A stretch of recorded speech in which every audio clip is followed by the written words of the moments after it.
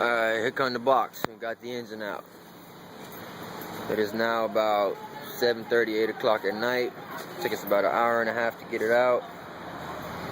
Drive shaft down, headers down.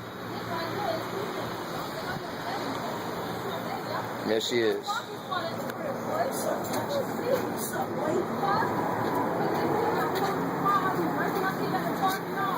Chevy riding my ass, I just got this bitch, nigga.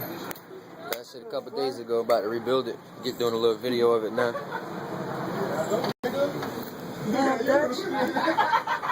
Hey, I see you. Hey, look, well, you can see where it's broke right here. That shit you were telling me about? There it is, right there. Oh, yeah. We'll go there. The starter bolt.